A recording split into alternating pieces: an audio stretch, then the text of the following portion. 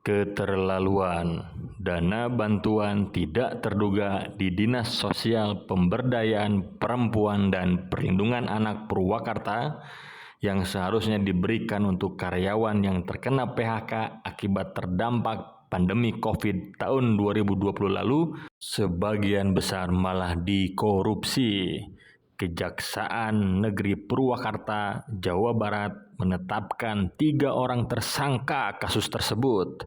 Akibat perbuatannya, ketiga tersangka yakni TFN mantan Kadisnaker Trans Purwakarta dan ASK mantan Kadinsos P3A, sedangkan untuk AG diketahui merupakan mantan anggota Dewan dari fraksi Golkar periode 2004-2009, merugikan negara hingga 1,84 miliar rupiah dari total anggaran sebesar 2 miliar rupiah.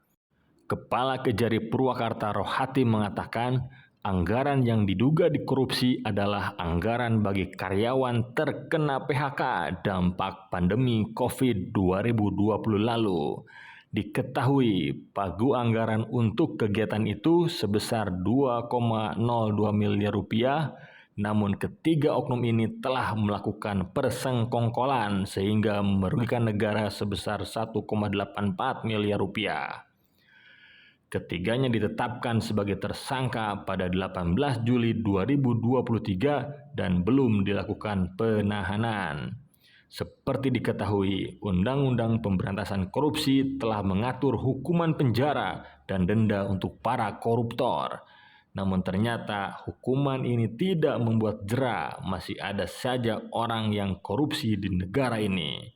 Lantas muncul pertanyaan, apakah hukuman tindak pidana korupsi ini setimpal dengan kerugian negara? Mengutip buku Kapitas Selekta dan Beban Biaya Sosial Korupsi yang dirilis Komisi Pemberantasan Korupsi, hukuman kepada para koruptor juga tidak mampu memberikan efek jera. Hukuman yang bersifat non-badan seperti denda, uang pengganti, ongkos perkara belum sepenuhnya merefleksikan dampak korupsi. Vonis bagi koruptor memang sudah menjatuhkan hukuman seumur hidup dan hukuman denda, ditambah hukuman pengganti.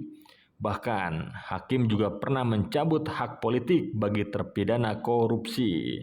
Namun, denda dan hukuman penggantinya itu terbatas dan sebagian besar koruptor yang dikenai hukuman pengganti ternyata tidak membayarnya dan lebih memilih ditahan. Inilah yang membuat hukuman bagi koruptor belum menghasilkan efek penangkalan. Kondisi ini dikhawatirkan akan membuat tujuan pemidanaan tidak tercapai.